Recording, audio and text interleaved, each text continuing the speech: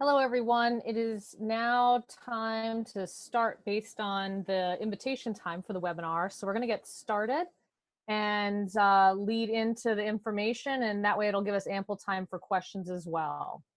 So my name is Karen Schultz Battistoni, and I'm here from the UMass Amherst Alumni Association. Tonight's webinar is You Deserve a Raise, How to Navigate Salary Negotiation. So you should have a poll that's on your screen that's asking you what's your main reason for attending today's webinar.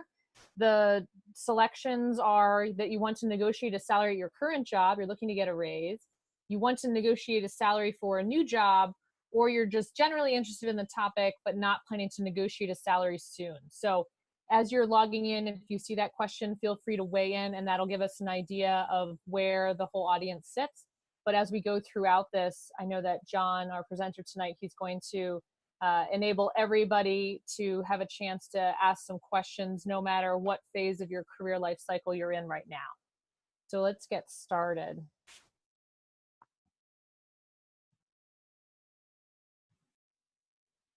So a few of the webinar basics of the layout of the screen. So on your screen at the top there, you should be seeing the chat button, the Q&A button as well. When you type on there, those questions will come to me, Karen, and then they'll also come to John, our presenter tonight. You can also select, as you see in that pop-out menu there, all panelists and attendees. So if you want your question to go to the whole group, you can do that as well. That's your choice. And the plan is that we're going to be answering questions as we go throughout the evening. All attendees are on mute during the presentation to enable everyone to hear the presenters, so you don't need to worry about your mic enabling, and all of the cameras are also disabled for all of the attendees as well.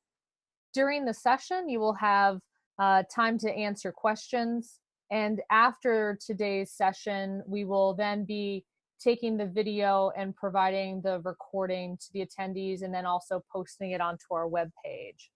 So today's session being recorded, it's going to mean that any of the questions that are asked are going to be part of that session, obviously. So you're giving your consent to be part of a recorded session by participating today. As we answer questions, we usually don't use names in case individuals do want to remain anonymous, but we will try to get to as many questions as we can. So my name is Karen Schultz Battistoni. I'm the manager of professional and alumni volunteer services. I focus on career programming, such as the webinar that you're attending tonight, and also volunteers. So John tonight, our presenter, is actually volunteering to give us information about salary negotiation and share his expertise. So this is one of the many ways that we engage volunteers. And then Brianna St. Don is our alumni and volunteer services intern, and she's joining us as well to help with some of those questions and to also help with the recording. So if you need anything during the session, feel free to type it into the chat box, and I can happily assist with that while John is presenting. If you have questions as we're going throughout, just type those in as well. As I said, we'll be pausing throughout to answer questions. So today's session, we'll be focusing on salary negotiation. John's going to talk about defining it, what are the details of the timing of salary negotiation, when might you do this, and how are you going to prepare. So really trying to take you through those steps and phases of the process to negotiate a salary. Okay, I'm going to turn it over to you, John. Okay, awesome. Cool. Yeah, so thanks everybody for being here. I'm going to try and save as much time as possible for questions. I've done this session a couple times, and usually there's a lot of questions and sort of specific scenarios that people have, but that are also good for other attendees to know about. So I'm going to try and save a good half of the session for just questions. So we will definitely get to that. Bit about me, I graduated from UMass in 2010. I was a Francophone studies major, so French essentially. Studied a good bit of linguistics and other languages while I was there. And so I graduated, moved to San Francisco shortly after graduation, and wasn't totally sure what I wanted to do with having a French major. Shocker, I know. But yeah, wasn't sure what I wanted to do. Wound up as an admin for Booz Allen Hamilton, which is obviously a consulting firm. And I was there for a year and change.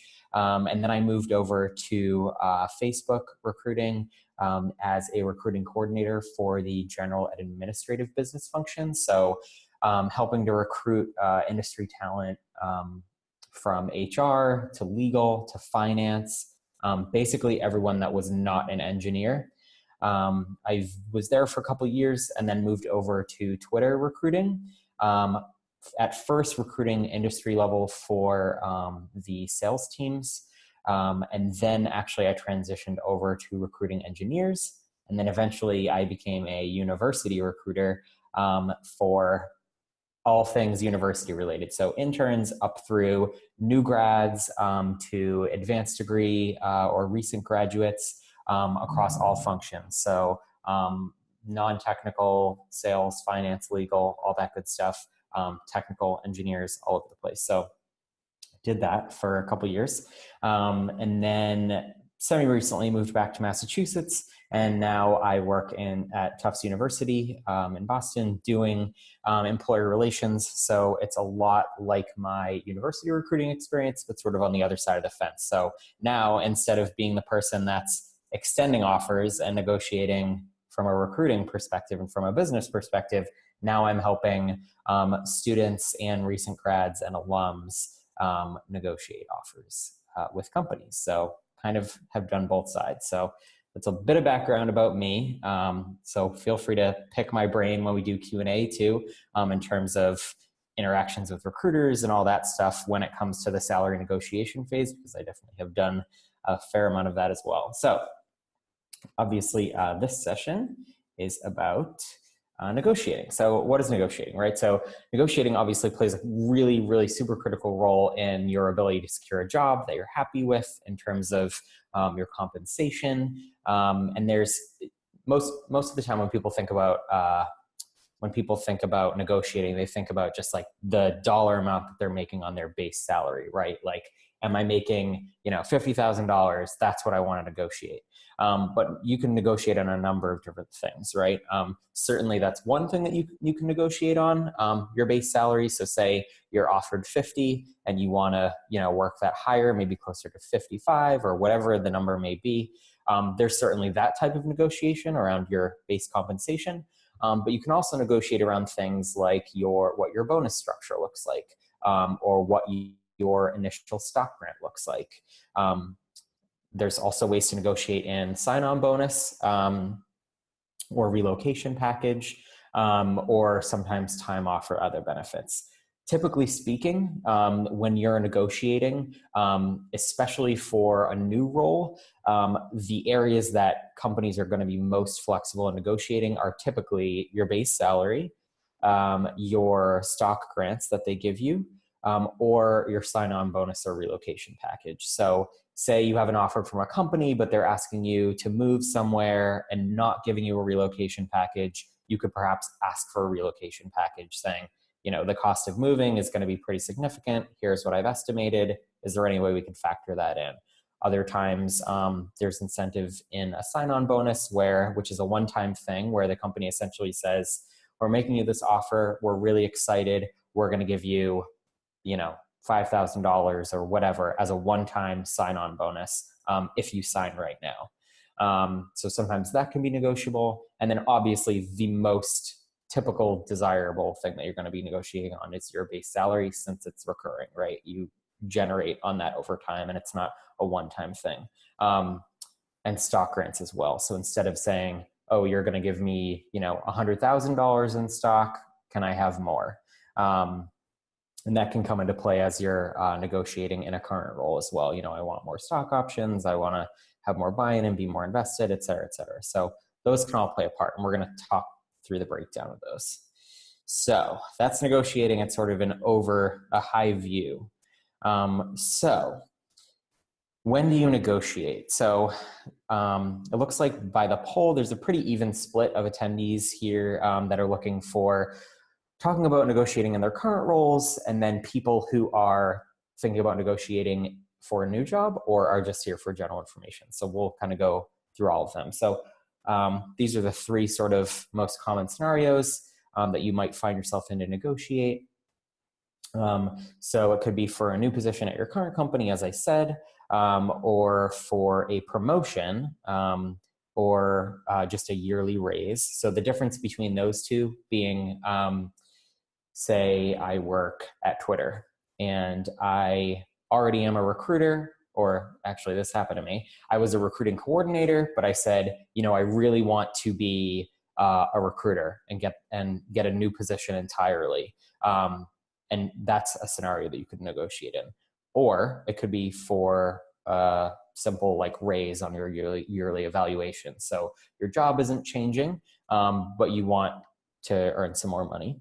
Or the last example is obviously with a totally new job at a new company, which is obviously an extremely common time to negotiate. So next up, this is probably the most important part of negotiating, right? You have to find your leverage point for how you're going to negotiate. It cannot be something arbitrary. It can't be emotionally based.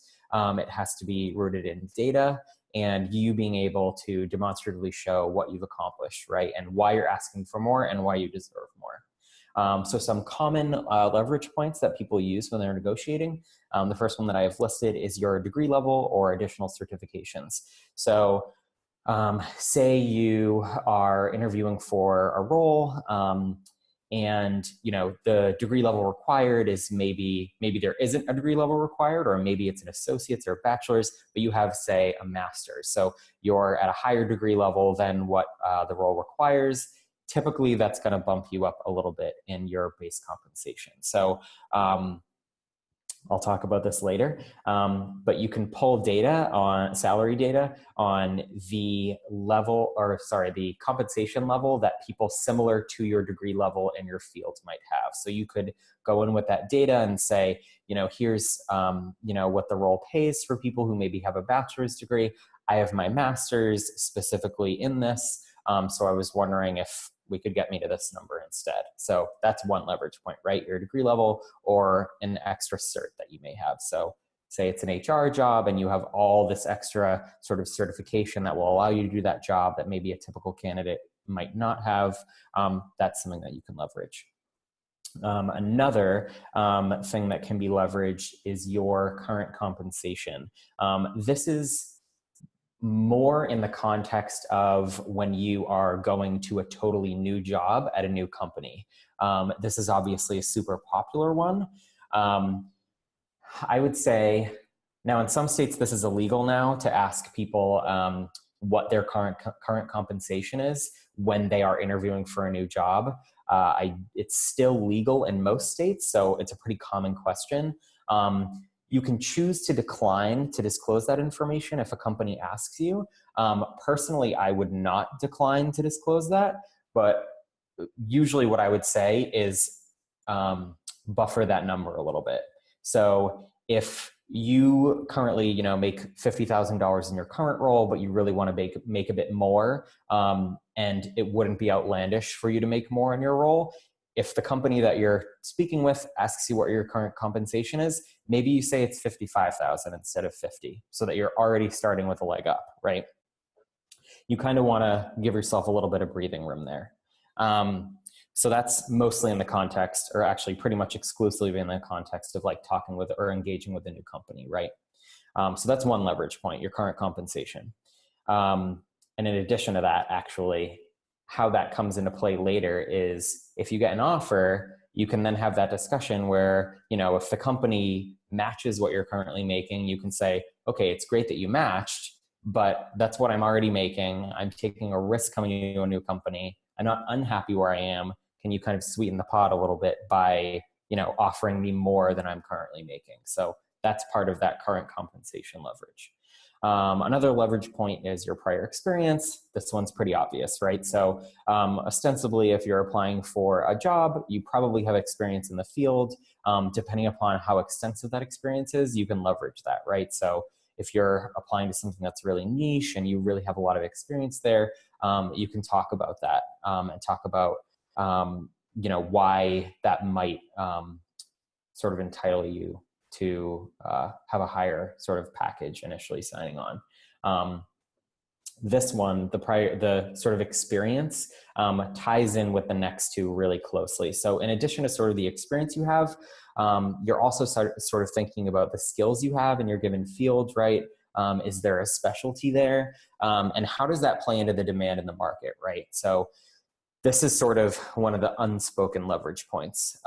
If you're talking about negotiating for a raise or a new job, you obviously don't want to come out and say, I want a raise because I know that I have a pretty specific skill set, and there's not a lot of people out there that do what I do, and it's not going to be easy for you to find someone else who can do this to my level. You obviously would not want to say that. But if you know that, based on your experience in the field and sort of your pulse on the market, you can sort of have that in your back pocket, in your head, of sort of like, okay, I know I can push a little bit harder because I know that it's going to be really hard for them to fill this need otherwise, right? So that's another thing that sort of ties in with your experience relative to the experience in the market at the time. The next one is urgency of need within the company. So as you're interviewing, even if it's within the company where you currently are, or just asking for a raise, or whether it's with a totally new company, through that sort of process of conversations, whether it be in interviewing or just being at the company, you generally can have a sense of what the need is for this role or this promotion, right, that you're looking at. So, you might be internal at this company, and they've been looking for this person in marketing for forever, and they really cannot fill the role. You maybe put your name in the hat for it, interview, things go really well. They want to give you that job or give you that promotion. Maybe that's, again, unspoken. You don't want to come out and say, well, I know you've been looking for this person for forever and I can do it, so you should give me more money. But you want to have that in your head, right? Knowing, okay, I know this has been a really sort of job that's been open for a while, or I know that it's going to be really hard for them to fill and they really need it now. So I'm going to ask for more money, knowing that there's better chances that I will get my ask based upon sort of that background information that I have. Most importantly, you want to be armed at all times with a really concrete data, right? So if you're going into, say the scenario is you're at your job right now, you're approaching your boss or manager because you want to talk about getting a raise or a promotion, whatever it may be. You don't want to go in there and talk about sort of anecdotal evidence or feelings, or I feel like I deserve this. It needs to be rooted in your achievements and your accomplishments and data, right? So be prepared with that, and be prepared to go into that meeting and say, confidently, but not arrogantly, I've been thinking, I've been working really hard. Here are some projects that I've taken on in maybe the past year, perhaps that I wasn't asked to take on deliberately, that I took on. I really knocked them out of the park.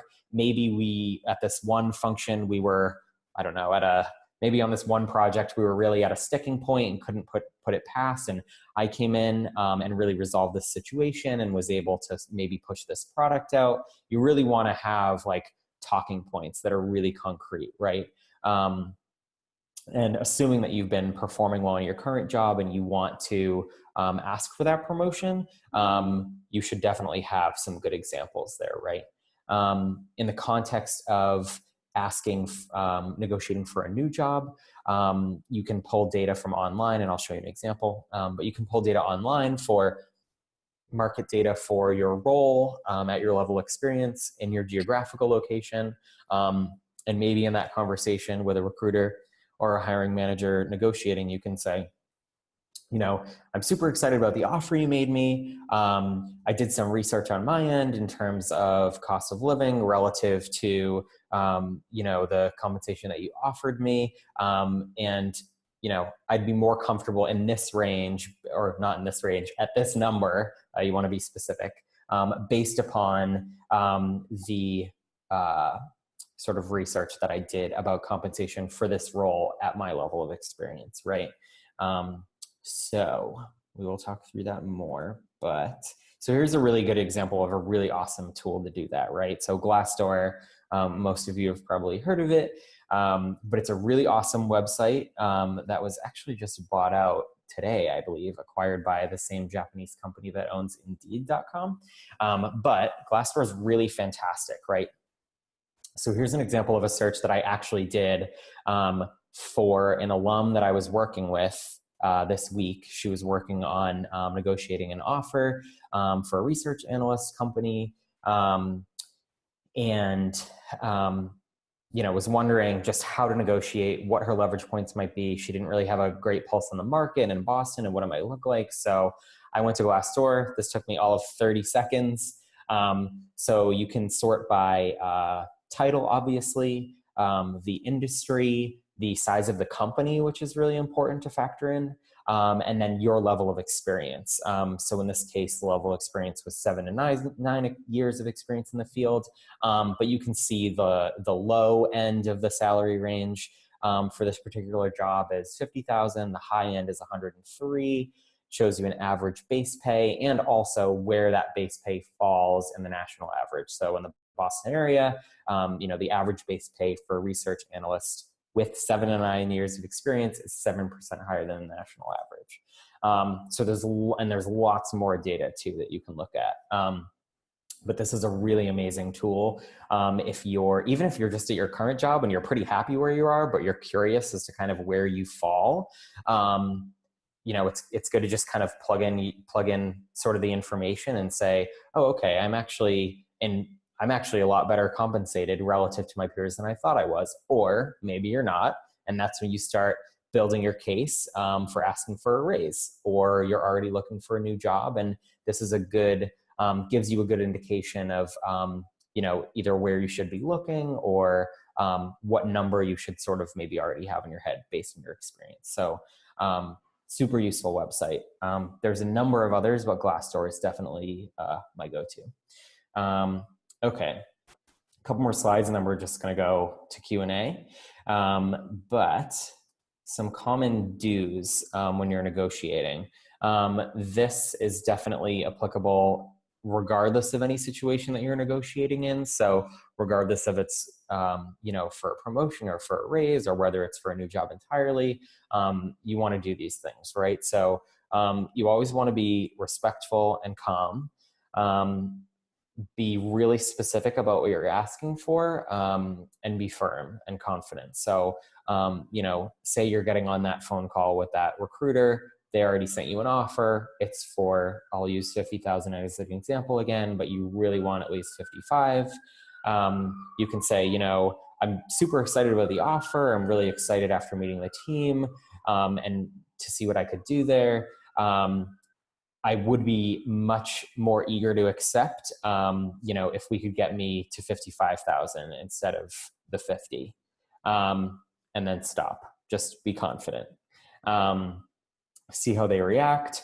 Most of the time, they're not going to be able to just say yes on the phone. They're going to have to say, okay, let me go back to the team and talk. I have to go back to HR, get a round of approval in. That's totally normal. Don't let that make you nervous. If you ask for higher compensation and they say, okay, let me go back to the team and, check and see what we can do. That's totally normal.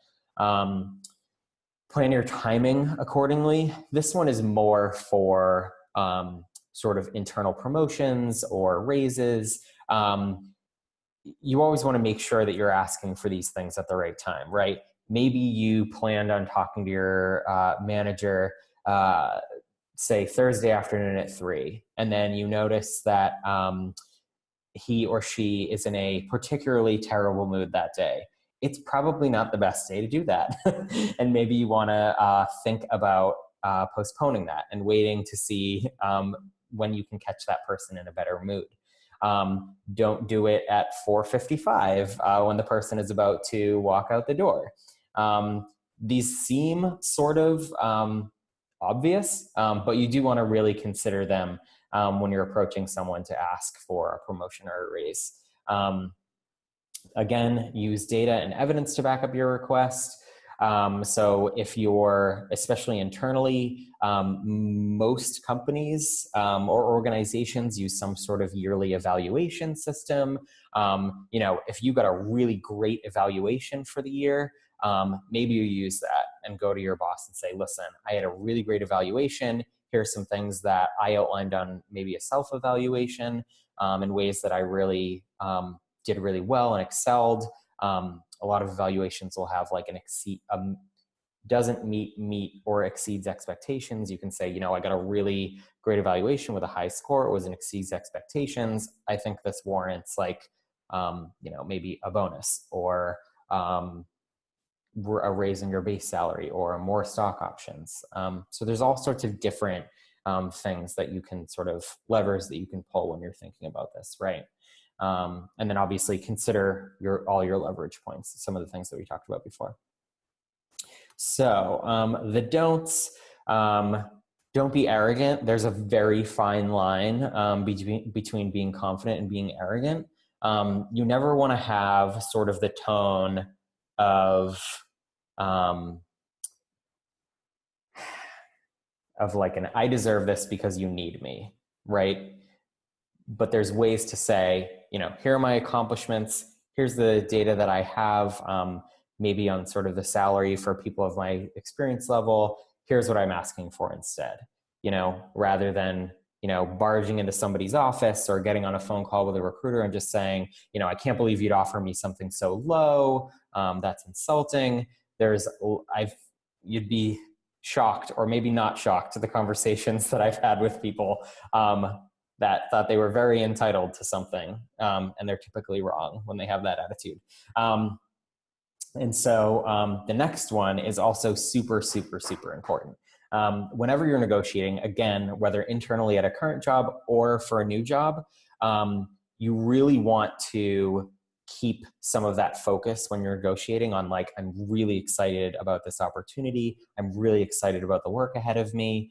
But here's what I'm asking for money, right? What you don't want to do is shift the conversation so far into the money that the person on the other end that you're talking to is like, does this person even want this job? Or are they just concerned with like the dollar signs? Like, I'm not even sure if they're excited about the position anymore, or if this is just like about money, right? So you never want to like lose that thread when you're having those conversations. And it's part of just being positive, right? You don't want it to be a negative conversation of, you're not giving me this, I want this. You want it to be, I'm super happy about this, I'm excited, and here's what I want, right? Those two things can go really well together. And don'ts, obviously I already said this, don't use anecdotes. Don't compare yourself to someone down the hall or something. Focus on you, focus on the information that you have, and you kind of can't go wrong. We're going to transition into Q&A. People usually have really, really good questions and specific instances that they're maybe dealing with around negotiating. So in the chat panel that you can bring up, Karen went over this before, but there's a little 2 drop down. You can ask your question just to the panelists, so I would see it, or you can ask it to all attendees. But feel free to plug some in there, and I will start going through those now. So let me have a peek. John, this is Karen, we also have some questions in Q&A. So yeah. I don't know if you have a preference. Do you want me to start so that you don't have to, there's quite a few right now. Oh yeah, I can them see for some. you, or, I mean, it's up to you. There's 2, right? There's 2 in Q&A because you've already answered one. Yep. With the Glassdoor site. And then there's several more in the chat. So that's great. The questions are great. So keep the questions coming. That's totally fine. Yeah, I can look at both. I'll just kind of, I'll look at them both. Okay. Okay, awesome.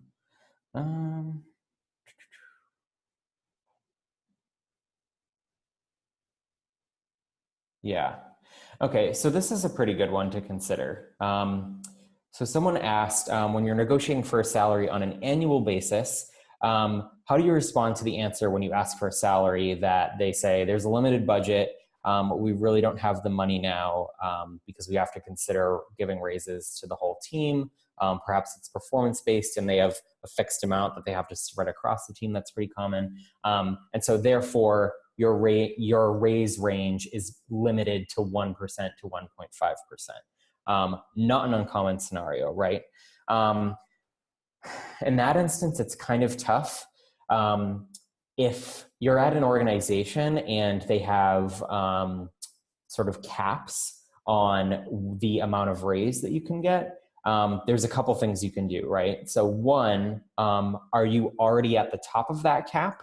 If not, maybe talk to your manager about how you get to the top of that cap. So say, I'm getting this for a raise. What can I do to really take it the extra mile and get to that 1.5% cap, say? What can I do to get there, right? So that's one thing you can talk about. The other thing is, sometimes if you're honestly happy with your job and you're at the raise cap, there's maybe not a lot you can do in terms of your compensation. But maybe if you're at that cap, you're really killing it, you're working overtime, you're working really hard, maybe something else you could do is say to your boss, I'm working really hard. Would it be possible for me to take some extra vacation time? Or have conversations around some other things around your compensation, right? So if you're already at cap, there's sort of some other levers that you can maybe try and pull. But that's a good question. Let me see. Okay, this is a really good one, actually. An anonymous person asked, I have lost jobs because my salary is very high. How do I handle that talk when I'm willing to take a cut in pay?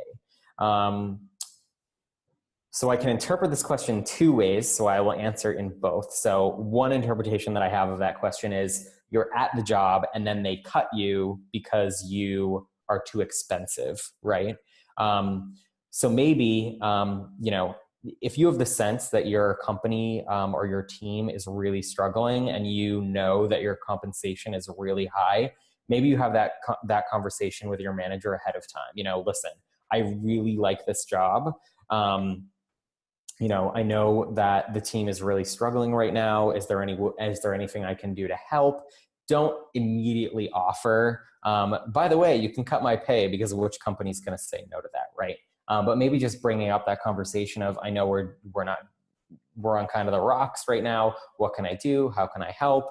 And it may open up the channel of your manager saying more comfortably, yeah, we're kind of financially strapped, et cetera, and you can sort of slowly wade into that conversation.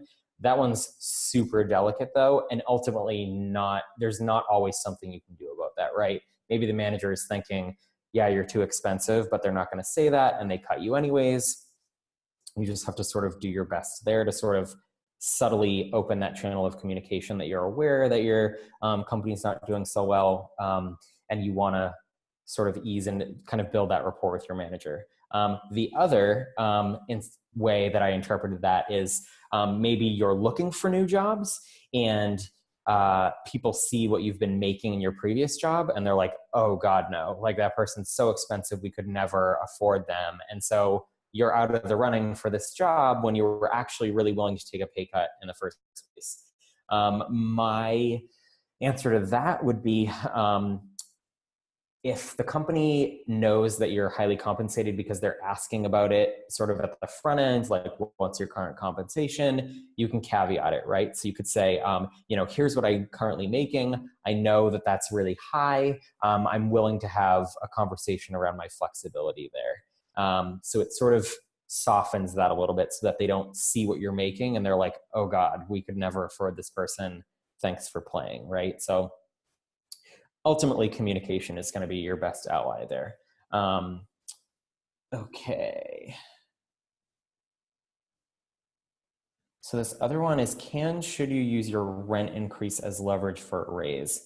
I would say only if there's relocation involved, right? So if you are relocating to a certain place, and it's for the company, and they're offering you a certain amount, or say you're already with a company and you're relocating for them, you could say, you know, listen, the place that I'm moving to is a lot more expensive. I've checked out the cost of living in Boston or wherever it may be. It's really high. I'm going to need to get here for my compensation to be able to live comfortably. Otherwise, if it's your current rent and you're saying, hey, my rent went up, I really like a raise, that's probably not going to fly. And your manager's going to say, find a different apartment. So that one's kind of tough there. Let's see what else.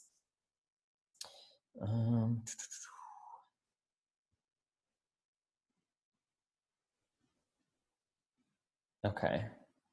Yeah, so this is a common one too. Knowing a coworker who was hired at the same time as you in the same department, who is compensated significantly more than you, what can you do to try and bring yourself to parity with that person? This one's tough.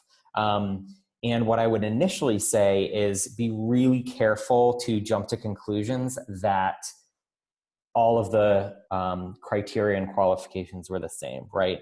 Because sometimes there were other things when they were negotiating or other factors when they were looking at compensation that caused them to bump them higher. Or it can be that that person really negotiated hard and you didn't. And so they ended up getting bumped a lot higher than you. Good companies won't do this where they're hiring in effectively someone at the same skill level into the same position and one person is way out of whack, because this is what it creates, right? It creates some resentment. You end up with attrition and people are leaving because they're not happy and they know someone else is making way more than them. But what I would say is you can't directly approach your manager, right? And say, hey, I know this person's making more than I am. That's BS. You have to sort of approach it the same way, asking for a raise, where you're not referencing that other person, but you're still going into that conversation and saying, you know, here are the things I've accomplished. I really think I knocked it out of the park this last year. Like, let's talk about a raise. And you don't have to mention the other person, but it sort of can help build your confidence in asking for that, right? Because you're like, I know I'm at the low end of this team and I know that I shouldn't be, right? So it can help you sort of, it's good context for you to have in your head without maybe explicitly stating that. Okay, what else? So you can buffer your salary from a past job when negotiating. Yeah, okay, so this is a good question too, following up to what I said. So when you said you can buffer your salary from a past job when negotiating for a new one, is there a rule to follow? Should you add $5,000 to $10,000 or as a percentage, say 5%? Is there some way the employer could ever find out your real past salary? Both really good questions. First of all, when most employers will do like, or they could do like an employer verification. So they could call your old company to just verify that you worked there. The only question they are legally allowed to ask is your dates of employment. So they can say, I'm calling to do an employment verification for this person. I am calling to verify the dates that they worked at this organization, right? They cannot ask, how much did they make there? That's not a thing. So you should feel comfortable doing that. Of course, it doesn't prevent someone from going through back channels. So maybe they know someone that's a manager at that company and they say, hey, I'm making an offer to this person and they say they make this much. Does that sound right to you? And that's part of the reason that you don't want to bluff too hard. In terms of how much you're going to buffer when you're looking at new jobs, I would not use a flat figure in terms of either a sum or a percentage. Again, use something like Glassdoor. Look at maybe where the median is for your level of experience in your industry. Look at maybe where you are relative to that. And that'll give you a good sense of how much you can reasonably ask for, right? So if you see that you're already at the 90th percentile for compensation for what you do in your area at your level, right? you probably shouldn't like ask for like some crazy amount, right? You kind of have to use your gut instinct. Generally speaking, I think it's safe to add like 5,000 to your base comp, generally speaking. But again, you really need to temper that number with some of the data that you've pulled based upon what you know of compensation of people in your field, and more importantly, like the data that you can find online for what that compensation looks like. So no hard and fast rule to what you should ask for there, but based upon what you pull, you should be able to get a pretty good sense for what that is. In that vein, if you are made an offer, say it's for $50,000 or something, you don't want to ask for something that's so outlandish that they're going to be like, you know, holy God, no. Like if they offer you 50 and you say, I want 70, they're going to say, take a hike, right? So you got to say, if they offer you 50, maybe again, you come back with the data that you have and you say, you know, I did some digging around, cost of living, et cetera, whatever leverage points you say, and you say, I really want 55 instead of 50. So it's about using that information that you have to feel comfortable about the zone that you're kind of pushing it to. And in that vein, expect them to sometimes counter lower. So if they offer you 50 and you say, I want 55, expect them to say, we'll do 53 final offer. There's a degree of haggling that goes on, right? So sometimes you deliberately ask for a little bit more and then they'll lower down to what you actually wanted. This is also why buffering your initial income actually helps, right? So if you are applying to a job, what you're currently making is actually 50,000, but they ask you how much you make. Maybe you say 55, and then they give you an offer for 55, and you say, you know, I'm making that right now. I really would love to be making more than I'm making right now. Can I push to 60?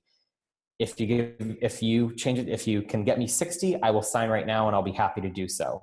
Maybe they get you 60. Now you're making 10,000 more than you were making at your last job, right? So all these kind of, it can be very additive. Okay, sorry, I'm going to try and be more concise. Yeah, so this is a good one too. Would you recommend threatening to find a new job in order to get a raise? No. What I would say is, if you're that unhappy with your compensation or your current job, you should be looking. What can happen is you get an offer and then you let your current company know, I have an offer from another company. It's really competitive. I'd love to stay with you guys and with this company, but I need you to give me a raise and incentivize me to stay because this other offer is really competitive. That's the way that you find that leverage to get a raise at your current job, by leveraging a new offer. But just like threatening to leave can super backfire, and it can be interpreted really aggressively. So you want to steer away from that.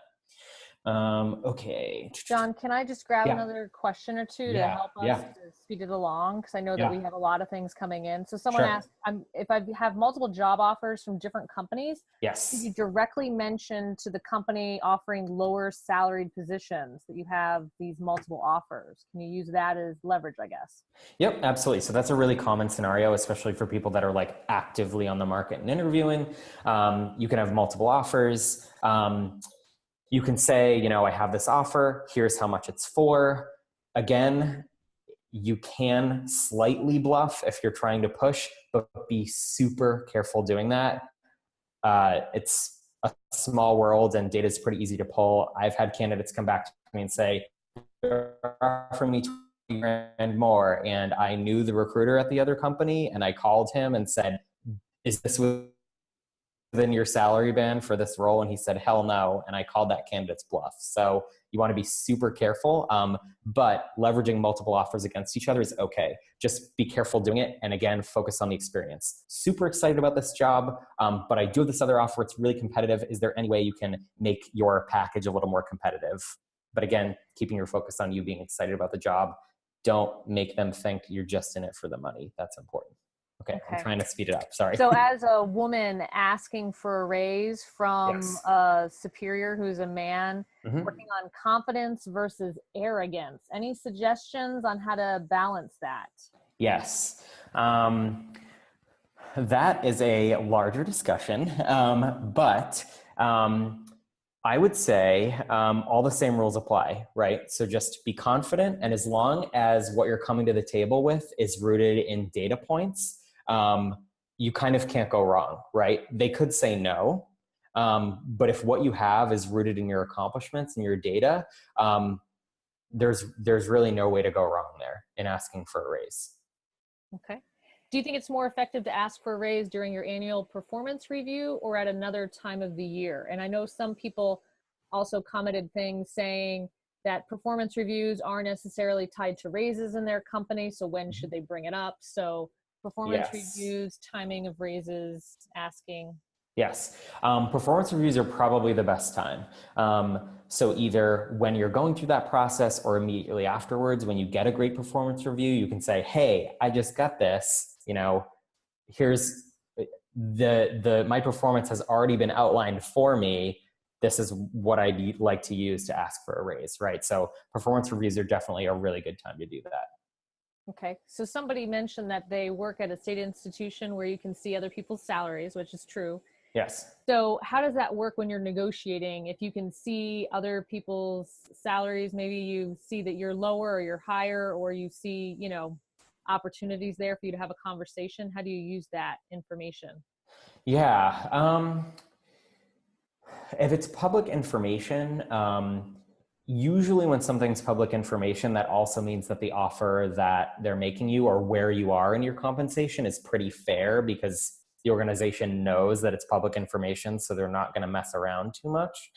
But if you are maybe on the low end and you're looking for more, maybe you can just say, I have done some research, like maybe you can say it without being as specific to say, hey, I looked up such and such's compensation and it's way higher than mine and I don't know why. Maybe you can say, I looked at some available data on compensation for my role. I realized that I'm, maybe a bit on the low end. What can I do? What can we do to get me there? Here are some of my accomplishments and why I think I should deserve more. So Okay. again, being careful about that. But Yeah. So there's a person saying that they work at a small company. They don't do annual reviews. They've been there a year and a half. Their position is very specific. So trying to do research for comparable salaries is difficult. So knowing that this person wants to negotiate, is there a percentage increase that is kind of recommended to look at if they're not really able to ballpark the industry?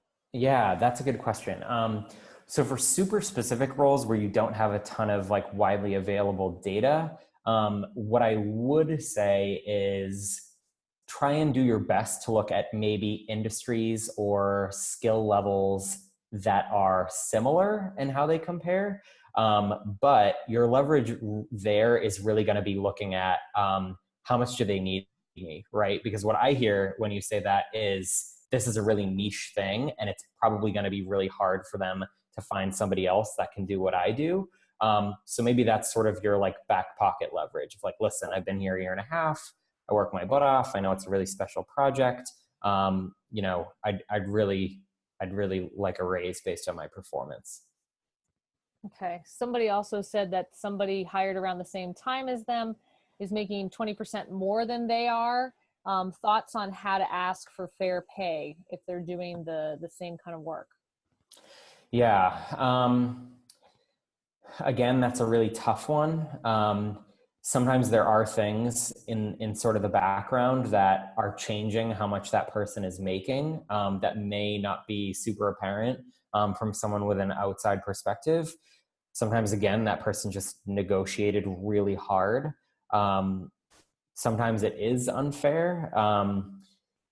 It can be in the instance that it is truly unfair. It can be hard to have that conversation. What you can do is just, again, go to your manager and say, hey, listen, I know this is sort of what I could be getting paid based on the market.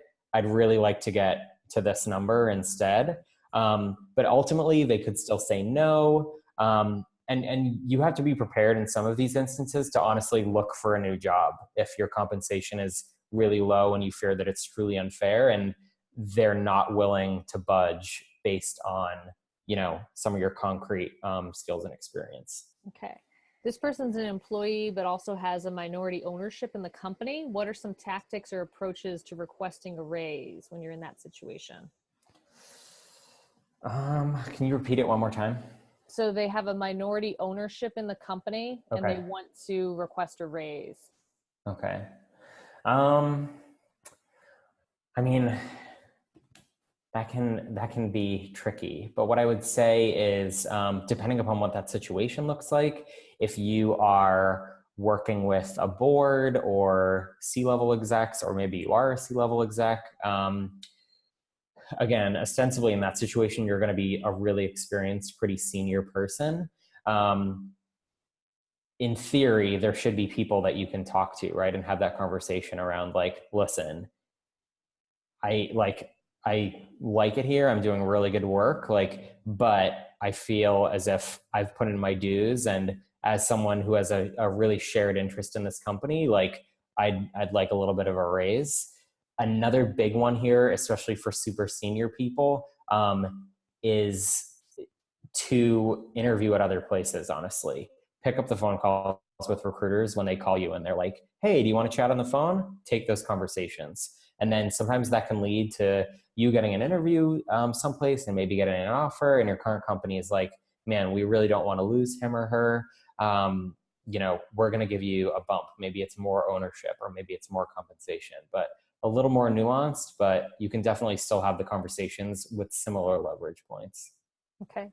In terms of negotiating part-time or hourly wages, thoughts on how to do that? Yeah, absolutely. Part-time, is there any other context to that, or is that the full question? Yeah. Okay. If you're talking about negotiating like going part-time or getting more hours, it sounds like wages. So the part-time okay. hourly wages. So okay, I think sometimes with positions that are part-time, it's very clear, Yeah. like it's going to be $16 an hour. Bam. Yeah. Like it's in the description. So people know up front when they're applying. And I think as a result, sometimes people don't feel, can I negotiate or not? I mean, it says it in the thing. Yeah. So it's overt. So Okay. Yeah, I mean, I think a lot of the leverage points still stand in terms of hourly wage. If whether you're part-time or full-time, you can cite that your experience or how hard you've been working. With the part-time thing, you can also say, I know that, I'm part-time or I'm making this much per hour. In order for me to really be able to make the most of this experience and not have to pick up many additional jobs, like I'm really going to need to make this much an hour instead so that I can be comfortable like sustaining this work. I really want to stay here, but it's like financially limiting for me to be part-time and be making this much money. So sometimes that's kind of the direction that conversation can go. Okay. I started a job back in January of this year. My last interview, I was offered the position. The boss specifically mentioned my boss specifically mentioned a $5,000 raise when reviews started in May. So how do I start this conversation when the review meeting is happening afterwards? Thoughts on that? Because it sounds like the person was kind of counting on the possibility of this raise at review time. So when do you bring that up?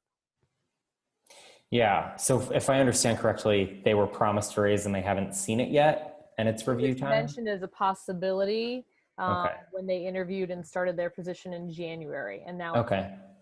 Yeah, I mean, that's just that's sort of automatic ammunition for you to bring that up, right? So you could say, I know we talked about this at the beginning. I feel like I've been doing really well. Let's revisit that conversation. Where are we on that? The other thing I would say there is if someone ever says to you, oh yeah, we can't give you a raise right now, but in a year, or in 6 months, I'm going to see how you're doing and evaluate that and give you a raise, get that in writing, even if it's an email. Especially at the beginning of a job, in the initial sort of negotiation, always get things like that in writing when you can, because it's very easy for someone to say, oh, I don't remember having that conversation. But if they spoke to you about that, that should give you more confidence to go into that conversation and say, hey, I know we talked about this. How are we doing on that? Yeah, several of the questions do, I think, come down to balancing that assertiveness with kind of overstepping the line. So another person asked as well, saying other colleagues have received a raise from the boss because they go on other job interviews and they use it as leverage and as a threat to get some more money. I'm satisfied with where I am. I'm not going on other interviews. My boss realizes that I'm not going on other interviews. So how can I negotiate a raise if I'm not wanting to go on other interviews in order to have that leverage? What should I do? Yeah.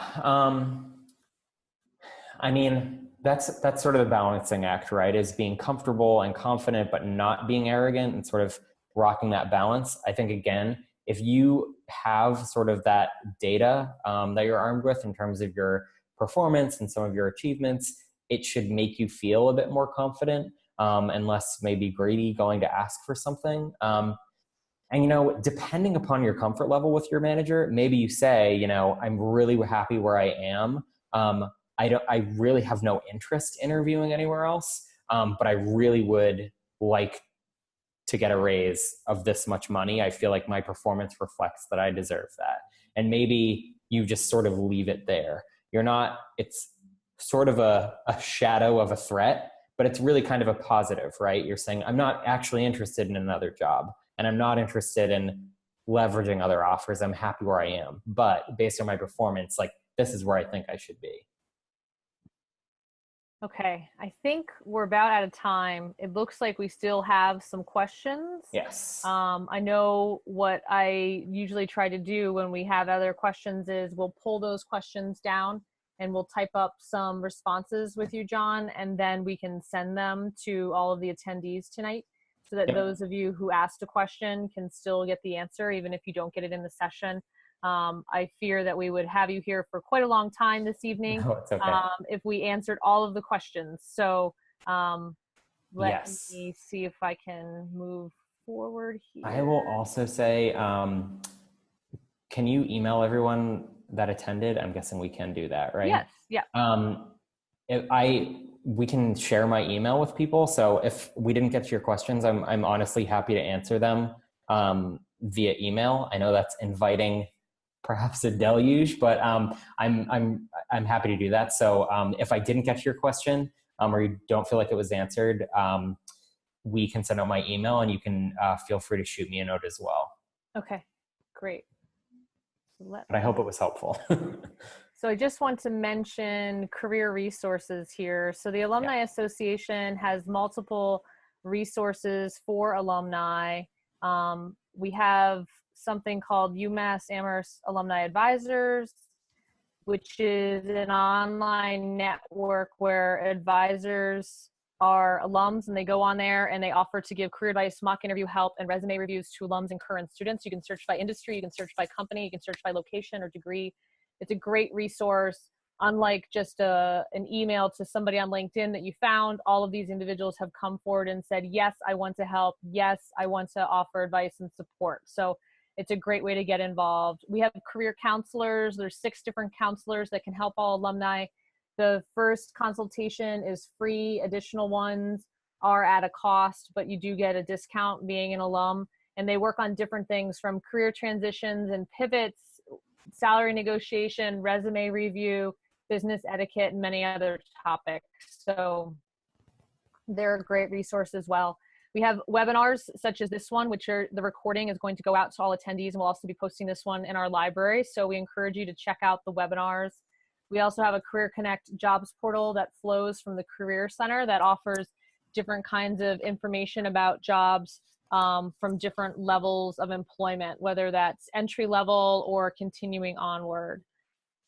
We hope that you'll take advantage of our career resources by visiting umassalumni.com. If you have questions on any of these resources, you can always contact us by email or by phone as well to get more information. So I don't know if you have any final thoughts, John. We had quite a few questions and quite a lively conversation with everybody. Any kind of final thoughts to sum up? Yes. Sorry that I didn't move things through as quickly as possible. there's always a lot of nuance to a lot of these situations, and every situation is a little bit different. So I typed my email in the chat window, but in addition to that, Karen and I can send it out. But if I didn't get to your question for whatever reason, shoot me a note. I'm happy to answer it as best that I can. Okay, excellent. Thank you so much, John, for your time today. I think you talked us through the whole piece from, contemplating it, doing your research, and then going in for that conversation and what kind of things to bring up and what kind of things to maybe leave in your journal entry, but not to bring into the conversation, so that you can come back off as professional as you want to be. So thank you, everybody, for joining us tonight. We hope you have a great rest of the day. And like I said, any additional questions, please reach out to us. The contact information is on this screen as well. And we can have all of the information posted. And we hope that you'll check in with us with any kind of questions or feedback on this webinar or any future webinars. So thank you so much for joining us. Yeah. Thanks everybody for coming.